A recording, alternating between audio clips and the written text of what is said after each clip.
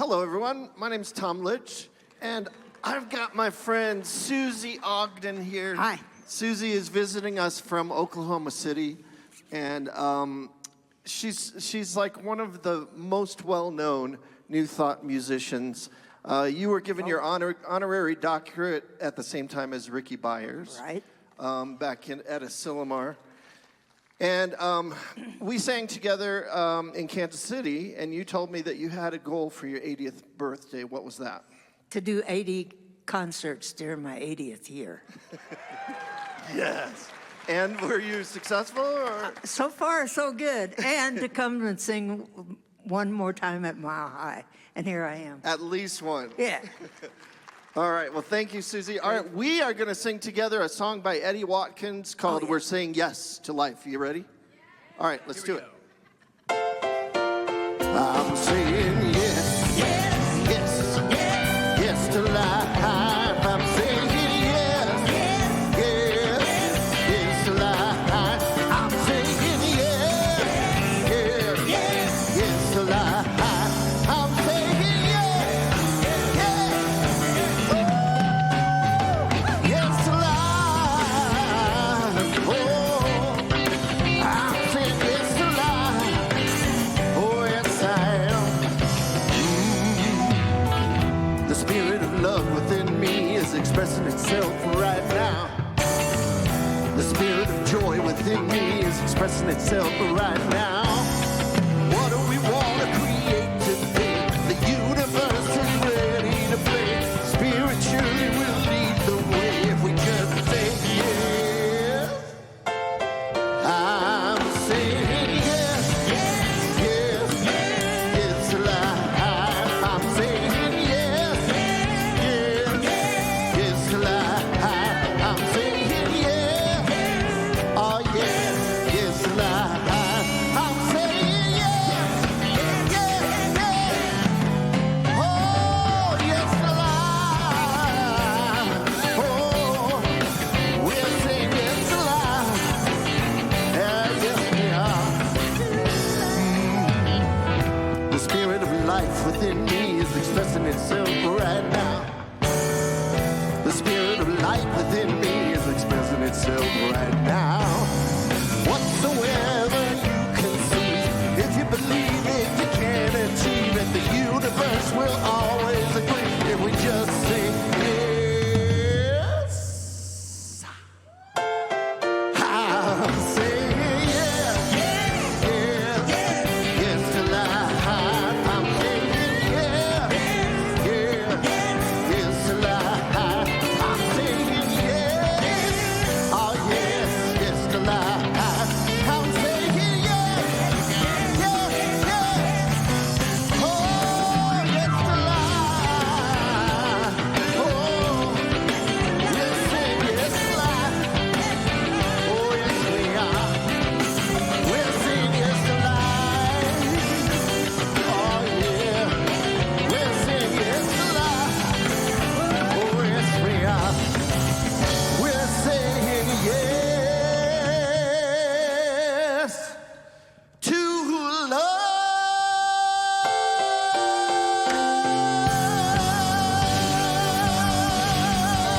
Oh, yes.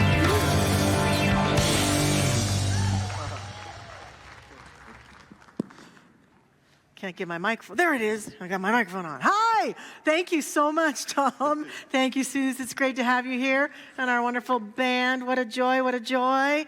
Hey, good morning, Mile High Church. It's great to see you all here on this beautiful Colorado morning. If you're not here with us, if you're watching online, we welcome you. We're so glad you're with us from wherever you're watching us from.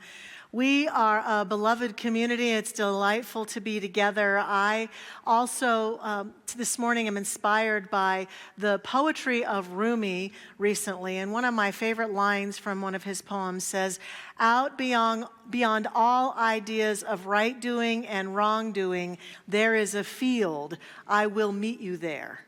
And I believe and have felt for a long time that when we come together as a spiritual community in this holy sanctuary, online, to be together in any way, shape, or form, we are coming out of that space of separation and into that space of connectedness, into that beautiful field that connects us all. So thank you for choosing to be here with us this morning in whatever way you are showing up, in person or online. We are delighted. I also believe that the vision that we have for ourselves as a community and for our world is compelling and lives in that beautiful field of possibilities too. And I invite you to share that vision as we read it aloud together. We're going to do the vision and the mission. So please say along with me. First, our vision: oneness revealed, a world of love, peace, and abundance for all. And our mission: to serve as a spiritual beacon for personal empowerment and global enlightenment. And so we come together in that energy and celebrate life together. We're going to step into spiritual practice this morning, and we have a beloved practitioner, Lee Carlson, to lead us in that. He also is leading a care fair that he'll tell you about more in our service later on over in the community center. Lee is our director of ceremonies and rentals and our prayer ministry, and so it's wonderful and honoring for us to have him here to pray with us today. So to get there, we're going to sing together, have some silence, and then Lee will lead us in prayer. Let us begin.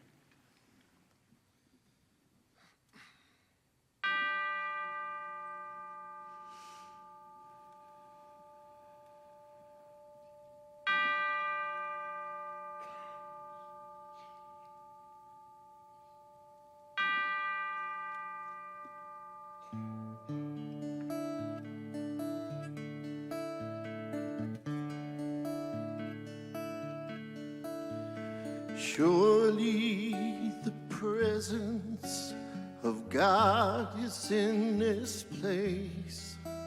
I can feel the mighty power and the grace. I can hear the brush of angel wings. I see glory on each face. Surely the presence of God is in this place.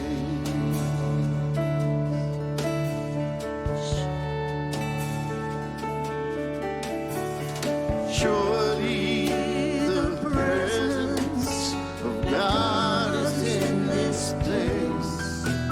I can feel the mighty power and the grace.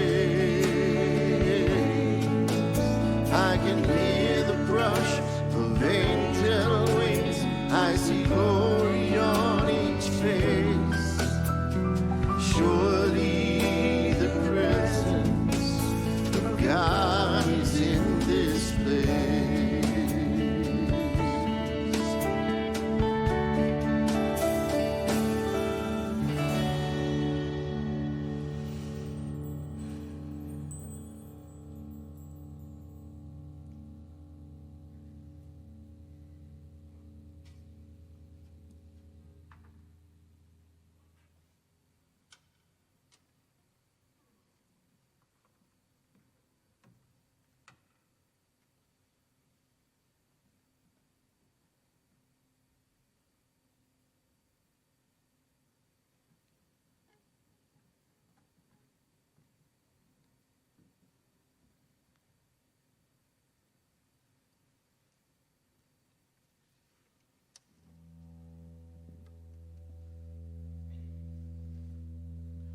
Surely the presence of God is in this place.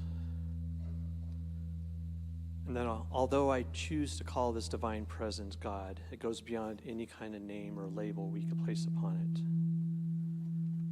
For it is beingness itself,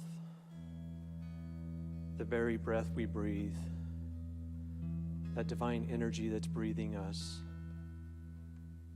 that same essence, that same power that's holding the stars in their orbits and their galaxies with all their planets. And it's holding each one of us in this sanctuary and all of those watching online. That perfect oneness, that perfect wholeness. Whether people are gathered together in a church or a mosque or a synagogue or a temple or an ashram, or even by a quiet mountain stream. That divine presence is felt when we turn within. And I know that divine presence we are accepting of all walks of faith, all people, all orientations, all lifestyles. Know that we are all extensions of that one perfect life and that perfect wholeness. And I know we expand out into our community, into our country, and into the world. That sense of connection, that sense of peace, that peace that passeth all understanding. I know that each world leader is held in this divine peace, even if just for a moment. For that is where we begin to experience that divine light. And that comes forth whether you need more abundance in our lives, or whether we need more health or more connection. That divine presence and that divine energy is ever available, saying yes. And it is with great gratitude, with ease and grace, that I know that this word is a law unto itself, that the power of the law is going forth to create miraculous and marvelous experiences for all of those who hear this word, for all of those who feel this word. And with gratitude and grace, I simply allow this word to do its work, knowing nothing can hinder this good from coming forth, knowing these and even greater things are unfolding beautifully and perfectly right now. So we simply allow it to be. We let God and let go. And so it is. Amen.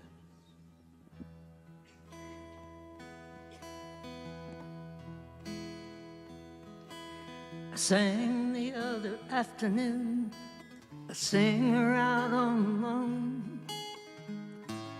Lately my motto's been, have guitar over Rome. But this day was so different than any day I'd had before. An elderly lady stopped me just to open my heart's door. As she began, she told me she would soon be 92, and that she had so much left in life she had to do. She said, now I exercise of a morning, and I've been writing a new book on the concepts of aging. I feel her so misunderstood. You see, her hair was white as snowflakes, and the light in her eyes drew me closer to her as I began to realize one day I'd be just like her. So I began to listen close, and this is what she said I've learned in life really matters most.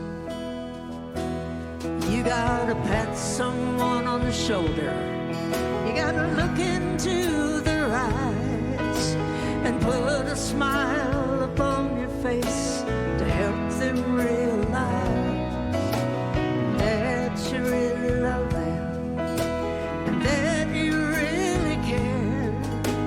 It only takes a moment to notice someone's there.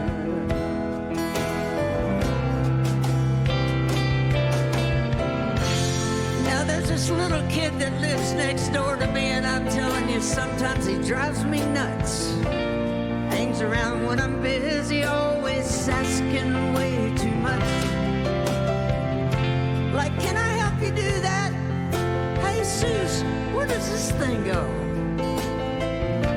I bet you I could fix that if you take the time to show me how it fits together.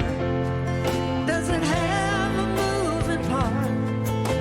I turn around to yell at him, but his smile just melts my heart. And then I reminisce about the times when I used to and how it wasn't the gifts I got, but the things that people did.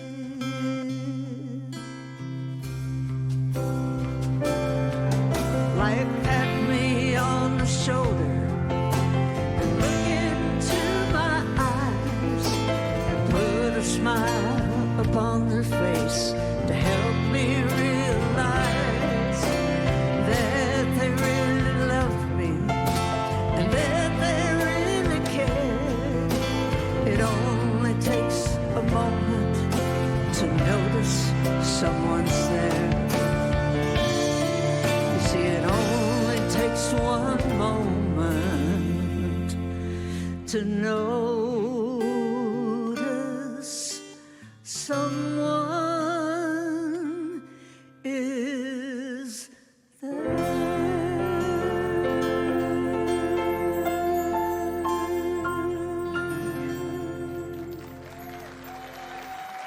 Thank you. Thank you so much. Thank you.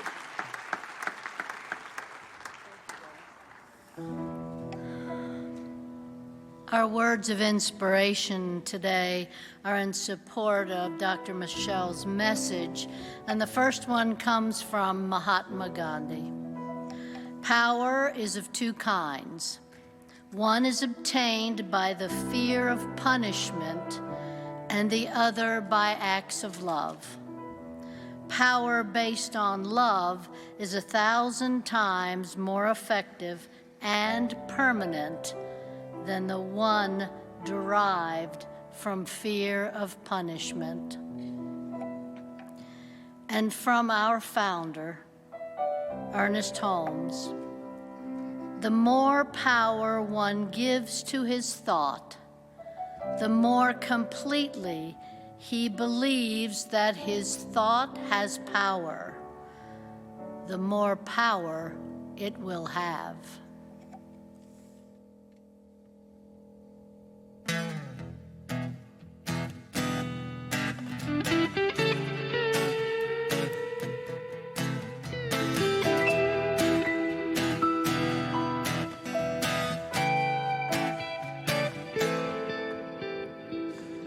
What if it all depended on me to change the world, change the world?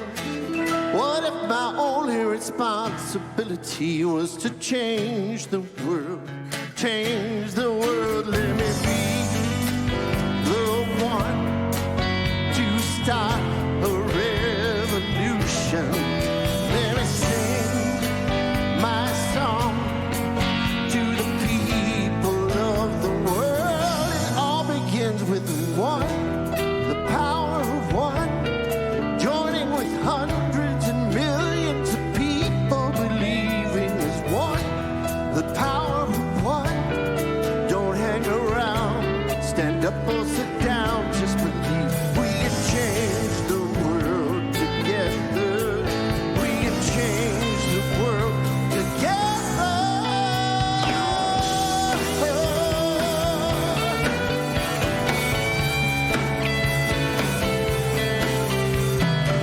What kind of love can conquer disease and change the world?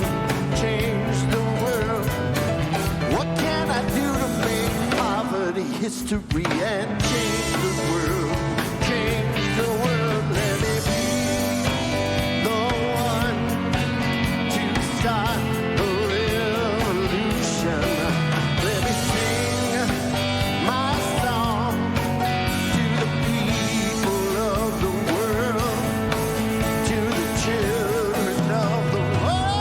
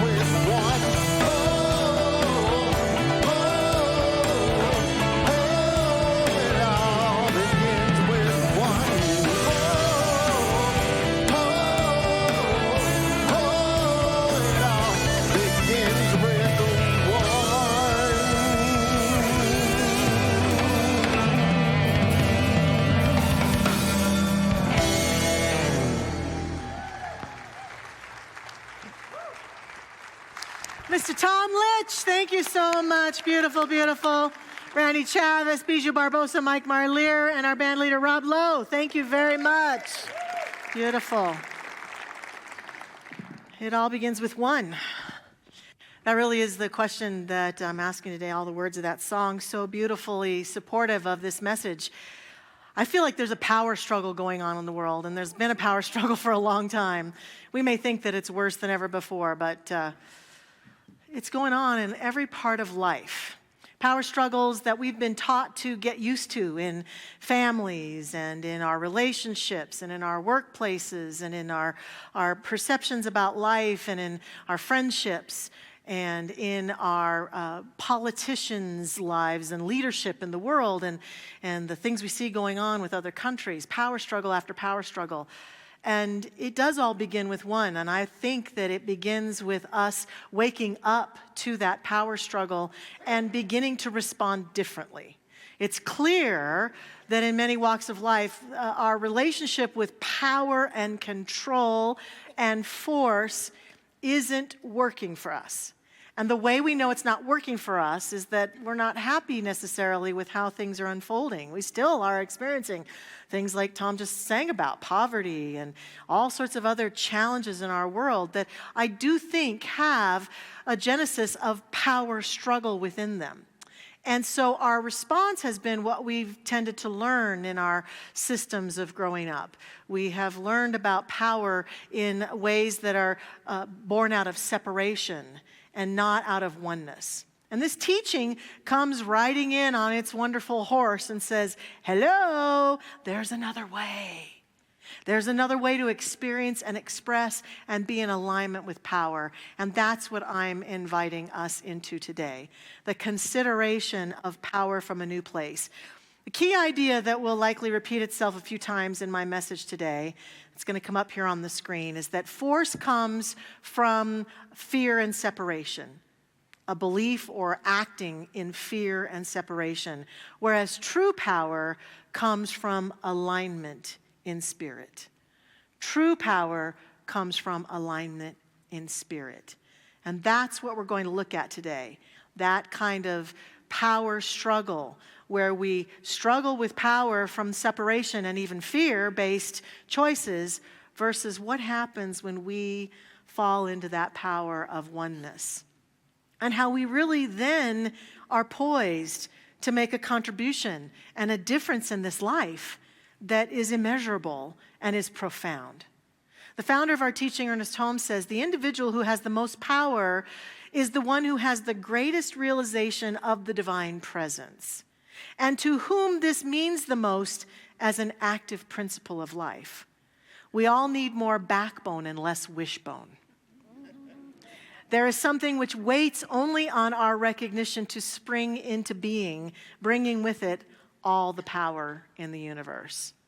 There's a way that we could be living today that would bring power that's not that egocentric aggression, but is a sense of empowerment that we bring to our life and to the life, all the lives that we contact and come in contact with. And it starts really with each one of us owning and embracing that power within us. I heard a story recently. It came from an unusual place, a place that I might not normally talk about, but it was so impactful that I want to share it today. I have a confession to make. I am a big fan of true crime. I really am. I know Reverend Josh mentioned a few weeks ago the challenge with that, but I'm sticking to my addiction.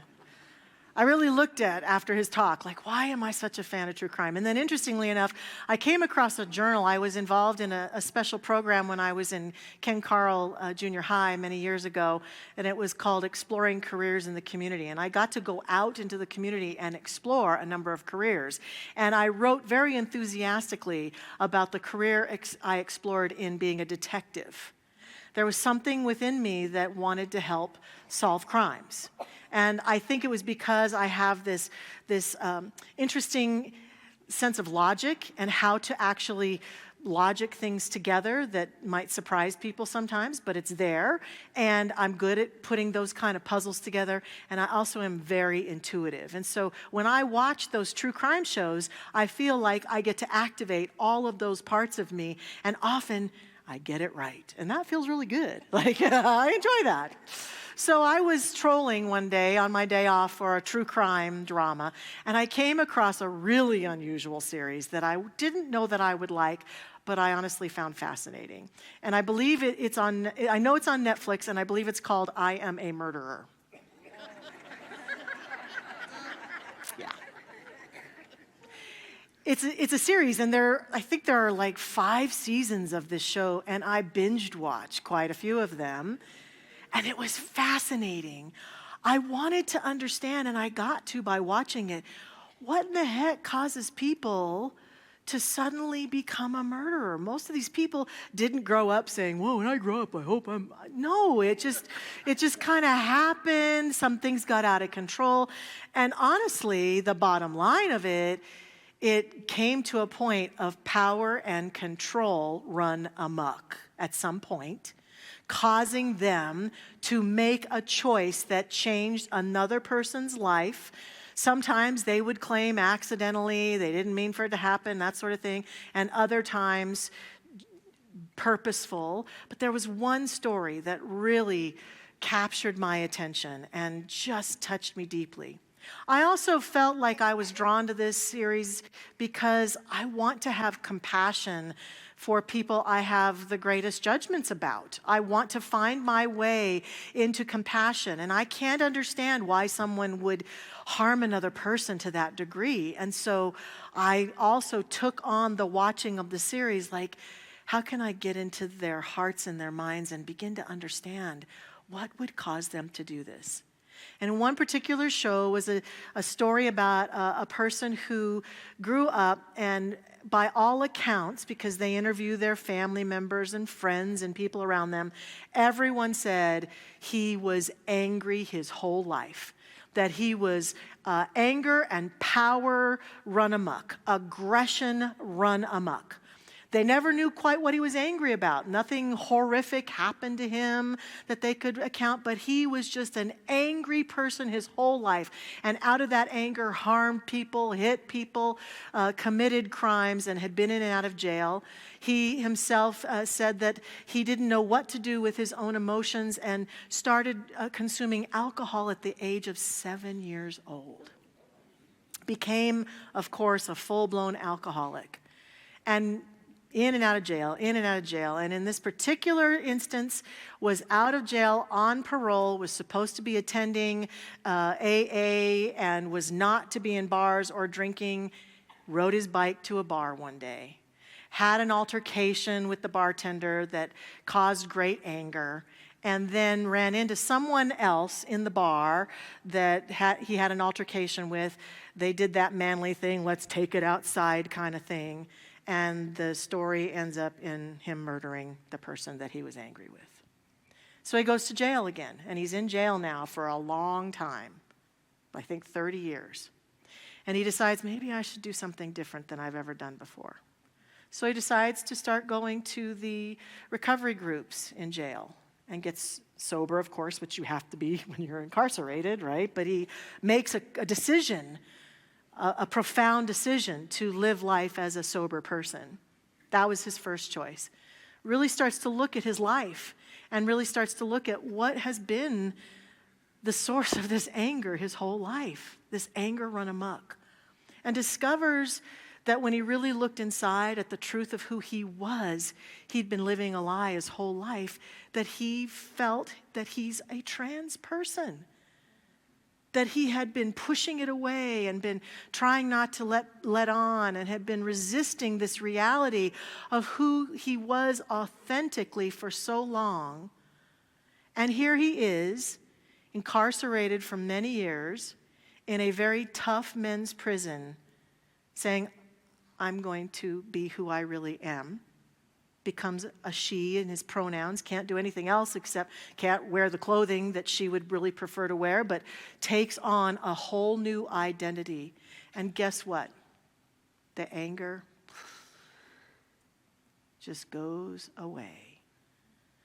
I couldn't even begin to imagine the kind of life that she has to be living, incarcerated in a men's prison, but still taking a stand to be who she really wants to be in her life. And it hit me so deeply, I thought, here's the crux. Now, I get that most of us probably haven't struggled all our lives with that kind of a deep, dark reality of our being, of being who we really want to be to that extent necessarily. Yet, as we've been talking about a lot recently in reclaiming our authentic selves, I do believe that a huge part of the overproduction of aggression and need to force in our lives often comes from the part of us that's angry that we can't be who we really want to be.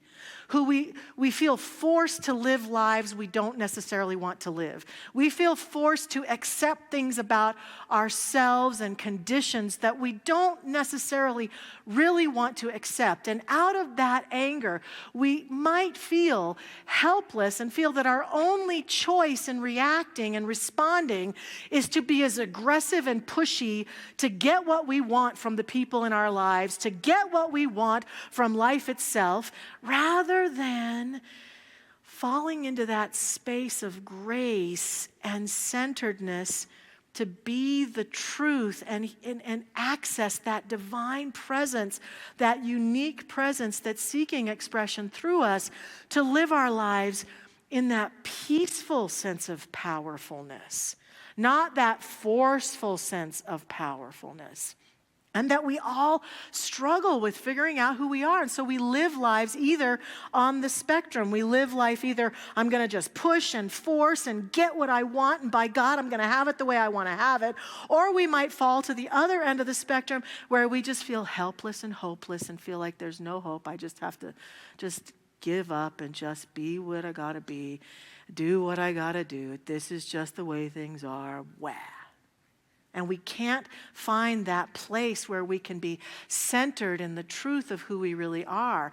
And it demands taking on, literally, like our friend in the show did, a new identity. An identity that says, am I a human being forcing my way through life, forcing people to see things the way I see them, forcing people to be who I need them to be, forcing conditions and situations to transform themselves because I want it that way by God, and I'm going to get it that way, and so I'm going to force life to give me what I want. And we in this teaching sometimes continue that narrative because we think that science of mind and spirit is a teaching that says you can have whatever you want. And so we take it and aggressively say, then by God, I'm going to have it all, right? There's a power, though, and an energy that's about that's kind of surrendering into an identity of spiritual truth about myself that is more along the identity, I would say, of the way that the master teacher Jesus lived.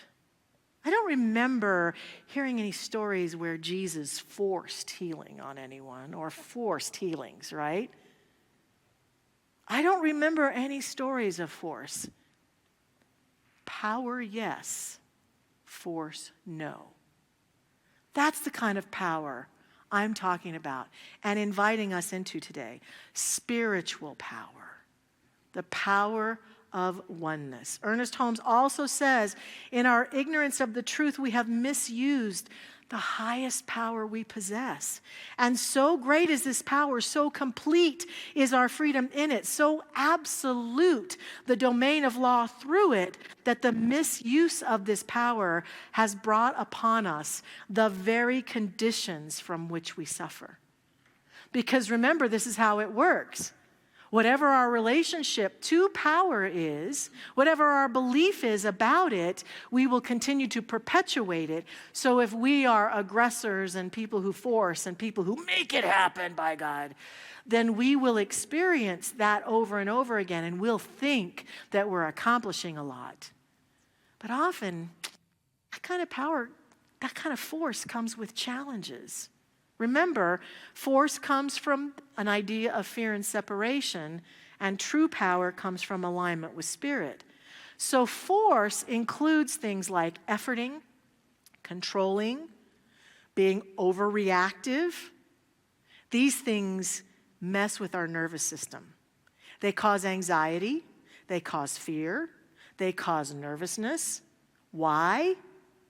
Because they're not the truth of who we are. We will never feel happy, fulfilled using them. They're rooted in a belief in scarcity. They're also rooted in our ego self. They have at the core of them a belief, well, it's all up to me.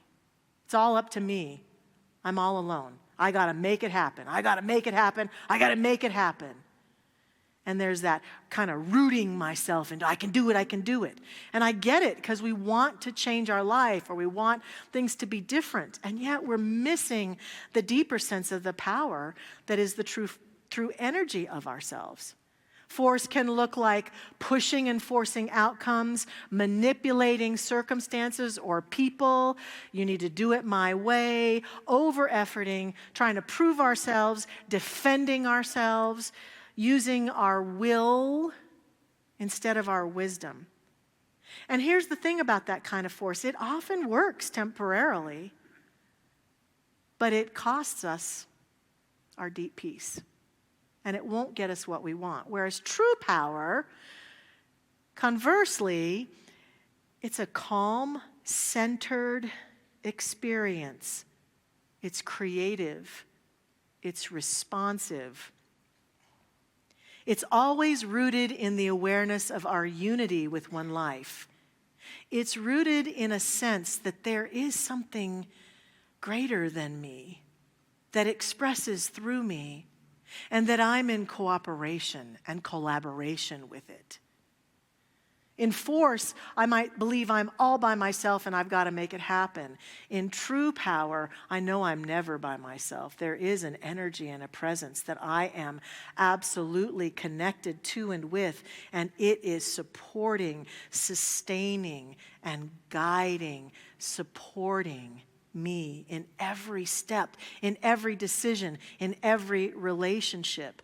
It feels like a sense of clarity instead of urgency. That kind of power, it calms the nervous system. It calms our whole spirit. It allows us to feel a sense of trust instead of control. And it allows us to take action then from an inner knowing rather than a desperate stance. It supports us in making powerful decisions that can benefit us and that can benefit all of the people in our lives. But so often we confuse power with force, and we forget the power of the one mind and the one presence that's moving through us. It's important to note that this spiritual power that is our true power, we're not generating it. It's moving through us. We allow it. Our mind, our words, our intentions direct it, and we embody it. But we don't control it. We're not controlling God. When we use the things we use here to create the life we are creating, affirmations or prayers or positive words, we're not controlling God. We are providing a mold through which that presence may express itself.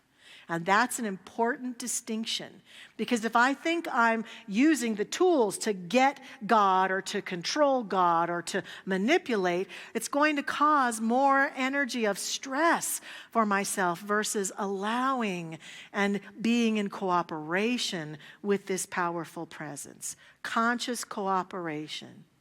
Here are some examples of what that might look like. In our relationships, if I'm using force in my relationships, I might be doing things like trying to fix someone. Yeah, take a breath. I might be trying to change someone, to get someone to be different. I might be trying to force someone into certain decisions, and it never works. I've never found that kind of power in a relationship creating true connection, true love, true support. Whereas power in my relationships might look more like I can set clear boundaries. I can have boundaries in relationships. I certainly can say to someone, like the example I gave earlier, I'm not willing to be with you if you are inebriated. But it doesn't mean you need to stop drinking. There's a difference right there. Power versus control, right? I can embody love in my relationships from a place of true power without attachment or without you needing to be a certain way so I can love you then. It's really, I love you and I allow you to be who you are, and then I have boundaries, and we can have boundaries, and we can collaborate, and we can work together to create a relationship that can work for both of us. This is in any relationship, our romantic relationships, our friendships, our family relationships, our work relationships. This is how we can use this power that is the truest power of us to create connection versus separation. What about prosperity and living a more prosperous life? If we're in a place of force, often we feel a desperation about generating money, a desperate sense, I've got to generate.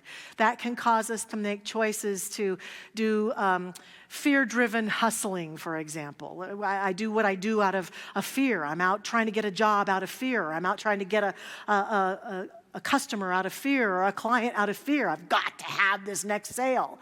And fear, remember what we were talking about. Force is born out of fear and a sense of separation. So anything that I'm doing in my prosperous life that's born out of fear will not actually be powerful or prosper me or anyone else because it's born out of separation. True power, however, is a place where we acknowledge that we are in the flow of and with the divine at all times. And then clarity happens, inspired action, that kind of power that comes that says, it's time to make that phone call. It's time to make that choice. And with that kind of power is a trust in infinite supply. And remember what I said earlier in both of these examples. The law is always turned on in your life and mine. So if I'm making choices from power and force, I'm going to get back exactly that same kind of energy. Whereas if I'm making choices and decisions from that place of true centered power, that's what comes back to me also. And lastly, in our own healing and growth journey, we can try to force ourselves to be more healed or to grow faster. I've got to get over this. I hear a lot of people, I think force is people who say to themselves, I should be over this by now. I should be beyond this by now. I shouldn't be dealing with this at all. Whereas true power is, yeah, I'm dealing with this again. Yeah, I'm here. Here's where I am, and I am compassionate, and I am aware, and I'm making choices, and I'm doing the dance of being with myself just as I am and moving through my life with love. Think of all of the places where we could say power has run amok, and at the core of it, I'm going to guess there is a person or a group of people who are using force and not true power. Think of all the places that we might be able to come up with where things are running in cooperation and ease and grace. And I would suggest that it's very likely there's a person or a group of people who've committed to that deeper sense of power. That deeper sense, that truest power, that spiritual power, that creative power, that felt sense of power. So how do we move from living a life of force and aggression and assertive energy to true power? I have some suggestions. That might surprise you, but I do. Here are a few suggestions for this week. First of all, it does take awareness. It takes a waking up because we're so immersed in the old systems of power and control that sometimes we don't even see it. We don't even get it. So just having an awakening and an awareness that says, I'm willing to see the power structures that are operating in my life, and I'm willing to see it differently, and I'm willing to see the truth about it, and I'm going to wake up to it, begins the first step, I think. And then we begin to ask ourselves some key questions with that awareness. One key question, am I acting from fear right now? Or am I willing to act from a place of faith? It's not that fear is horrible and wrong. Fear can really serve us. But there is an addictive sense of acting in fear in our world. And if we could give up the fear and dial up the faith, I think we would find that true power floods into our life. Because all of the things that I've talked about today that aren't working, whether it be for the person in jail or the examples I've given, all of them when it comes to that over-aggressive use of power are based in fear. So I don't think that being afraid all of the time, having fear-based conversations and fear-based perceptions is working for us. And sometimes as we look out in the world, we think, especially right now with war on the horizon and all these things, well, we've got to be able to talk about the fear. And of course, we need to process our fears. But keep in mind, processing our fear is being able to speak it aloud and move through the land of fear into the land of faith. What concerns me most as I listen to people talk is all we're doing is the fear conversations. And that's it. What does a faith conversation look like in this world right now? I listen to my guidance. I follow my guidance. I trust my guidance. I'm where I'm supposed to be. I lead myself into safety, and I pray for our world, and I pray for our country, and I pray for our leaders, and I pray for all of the other countries, and I choose to be a faith-based person, not a fear-based person. If there's a cloud of fear happening in the world that's going to contribute to more violence and more destruction and more lack of peace, we get to decide, am I acting in fear or am I acting in faith? Sorry, my watch is shining in your face. Am I pushing or am I in alignment? Is there any place where I'm pushing, forcing, trying to make something happen? Or am I walking forward in alignment? These are the questions that bring forth and invite greater awareness. And then, of course, I can't let this go by without saying spiritual practice must be part of our life right now. Here's the deal. If you are a light bulb and I never plug you in, but then I stand and yell at you for never giving me any light, I would be silly, right? If you are a fear-based person or you are struggling with fear in any realm of your life and you never choose to plug in to the power and the force, the truest power that's available, what right do you have to complain? We can't do it. We have no right to complain if we're not willing to at least plug in every day and feel the power and be sourced consciously. We're always being sourced by it. It's not like we're not. But our awareness of the fact that we're being sourced by it can push us forward by leaps and bounds into our truest power to be able to accomplish the things we want to accomplish individually and collectively. And that means God. That means meditation. That means silence. That means walking in nature. That means prayer and all of the different spiritual practices we might entertain. And just notice if committing to that kind of life doesn't cause the nervous system to just calm down. And at the very least, it engages our intuitive abilities like nothing else. And we feel that guidance. Go here, be here, do this, step into that. Creativity. If we're not plugging in, we're missing it. And I don't want any of us to miss it because I care about each one of you and I want us all to have it. And because I know that by us choosing that, we make a huge difference on this planet. We must plug in and listen. And lastly, we must embody true power. I talked a couple years ago about the wide research, and I won't go into all of it right now, about the physical power of doing the Wonder Woman stance. Just standing. They've measured it.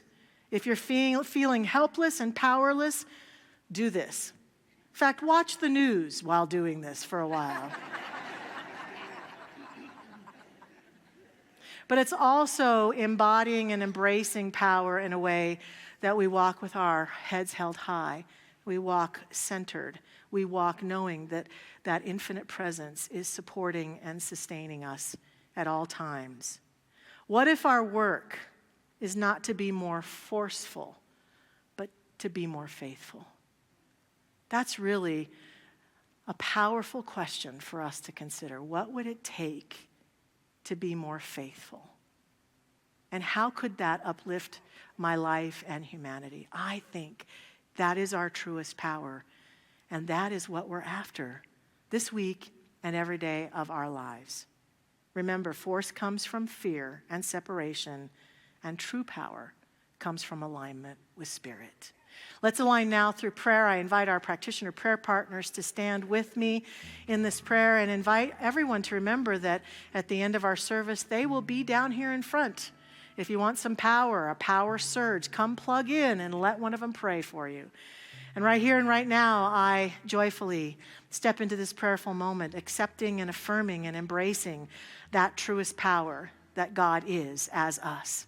That infinite light, that infinite love that pours freely and effortlessly through and as each one of us, calling us to our greatness, calling us to alignment with the light of our life, calling each one of us into a powerful living in every realm of our life.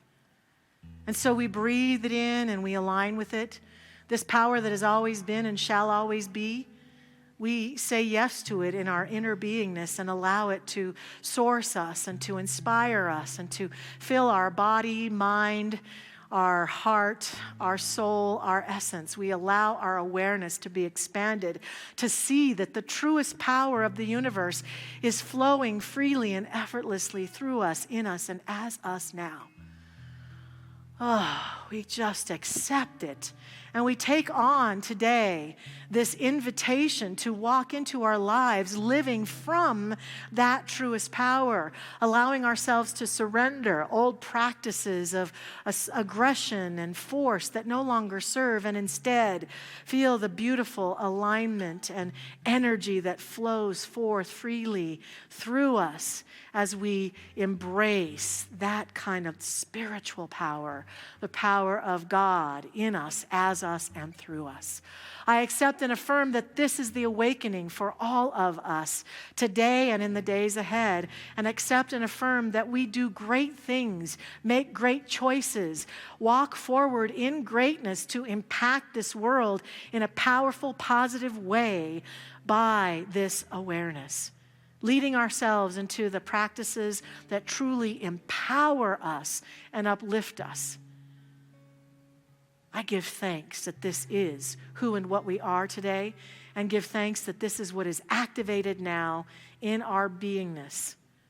And surrender this word into the action of that universal law in faith and trust that as it has been spoken, it is done. I let it be, I let it go.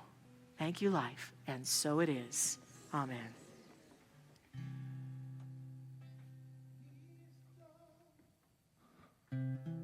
Please don't close your eyes. Please don't turn away.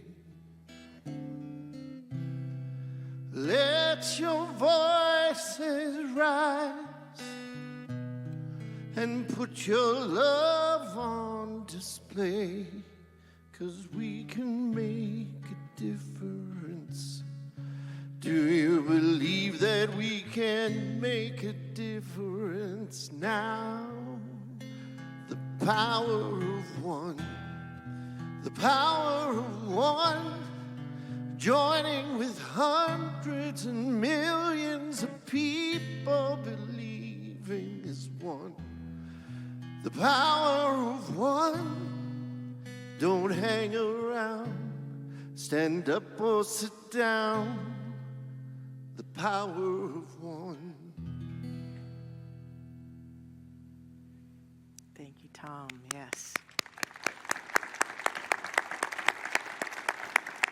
So as we head into this time of sharing tithes and offerings, I invite us to do that from that place of power, whether you're choosing to give today through those baskets that get passed, or you've already given your gift this month, or you're an auto giver, whatever it might be. Just tap into the power of generosity, the power of the divine to source and supply this beautiful Mile High Church with its energy and light, and align with that as we say our affirmation together. So please say with me, divine love as me blesses and multiplies all that I am, all that I have, and all that I circulate.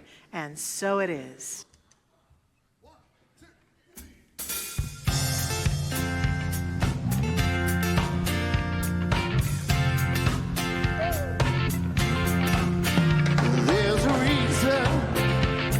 Sunshine skies, and there's a reason why I'm feeling so high. Must be the season when that love light shines all around us.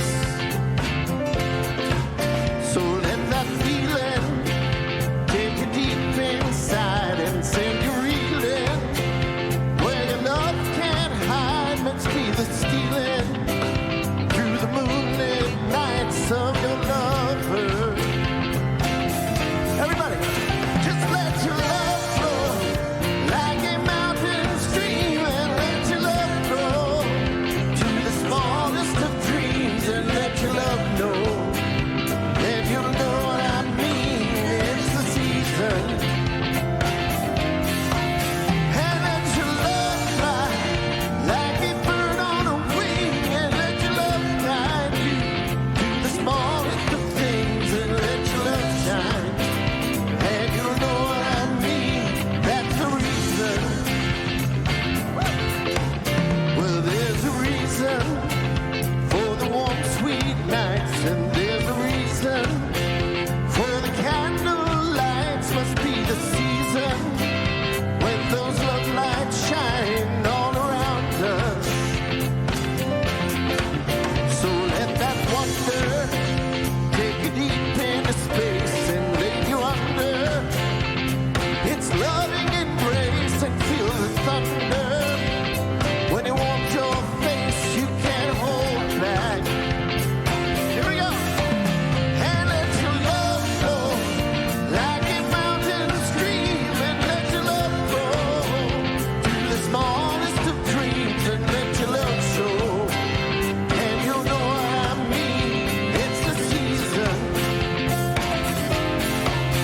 And let your love fly like a bird on a wing, and let your love guide you to the smallest of things, and let your love shine, and you'll know what I mean.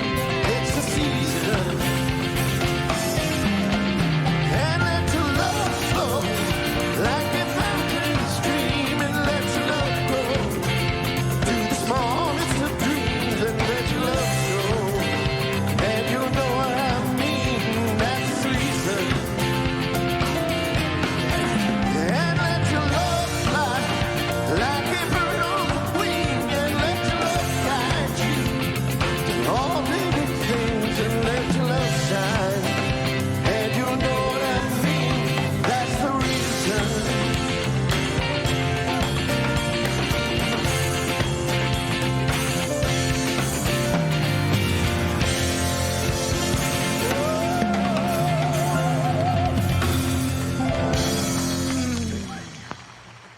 Thank you, Tom and Suze and our great Mile High band. Suze is going to has a table out in this south lobby selling products, so please check her out there. And then how about my friend? She does have the power. Thank you. So I am going to be out in our Welcome Center for any of you who are new to Mile High, first time, or maybe you've just never checked us out. So please stop by. We have some gifts for you. Those of you online, we really encourage you to go to I'm New on our website, and you'll learn all about us. And then the next time you're in Denver, stop by. Yeah, we'd love to see you. I can see I'm leaving glitter all over here. So if you hug me, I'll leave glitter all over you today. I'd be happy to do that. Hey, tonight we want you to know that the Healing Light service is taking place at 5 o'clock. If you want to plug in and get some of that inner power that I was talking about, it's a beautiful meditative service over in the Vote Center Auditorium. So please come back and enjoy that later on. We also want you to know that we are in the process of recruiting trustees for our board. We have 3 members going off every year, so we're looking for 3 new members to serve 3-year terms. You need to be a member of the community, have taken a class like Beyond Limits or its equivalent, and if you're interested, you can talk to me. Or are there any board members in the room who'd be willing to stand so we can see who they are? I thought I saw Kumar was there a minute ago, but he disappeared. Yes, okay, there's Paula right there, so you can talk to me or Josh or any of us, and we'll be happy to tell you more about it. And we have some things going on today, don't we? Yes, over at the community center, we have our annual prayer and care fair going on. So if you want to know how we can support you as a community through Mile High Church, we have everything from pastoral care to memorials to bereavement support to pet ministry to recovery and support. And we have very nice gifts we're giving away this year. So stop by if you want to see what it is. You called it swag earlier. Yeah, it's swag. Really nice swag. Yeah. And I wanted to share that, well over a third of all Americans will face the prospect of aging without support, reliable support from families. So to that, this Saturday, April the 18th, the Mile High Church Foundation is sponsoring a very special workshop on the topic of solo aging that will be led by our very own Sue Ronenkamp. It'll be in the community center from 10 a.m. to 11:30. So please feel free to come by and enjoy an interactive workshop on that topic. Reverend Jackie and I thought that was about Han Solo. Yeah. And we think he's aging quite nicely. Yeah, he's doing fine. But great workshop. I hope you'll be there. Please stand now for the benediction and peace song. Please say after me, something wonderful is happening through me right now. It is this thing called life. Life is in my mind and body. I go forth in my truest power. Thank you, life. And so it is. Let be peace on earth and let it begin with me. Let there be peace on earth, the peace that was meant to be. With God as our power, family all are we. Let us walk with each other in perfect harmony.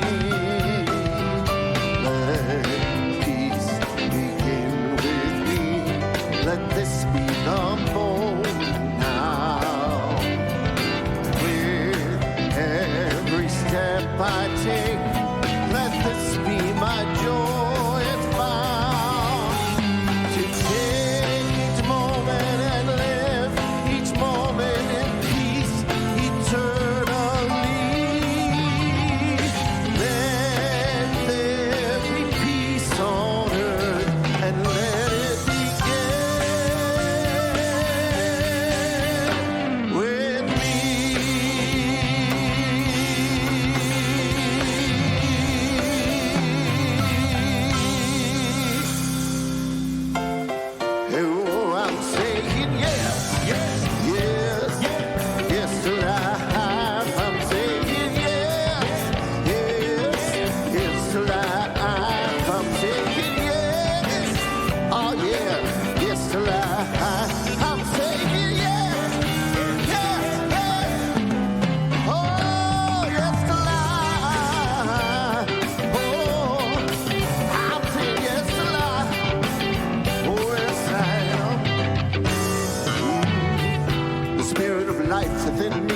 expressing itself right now.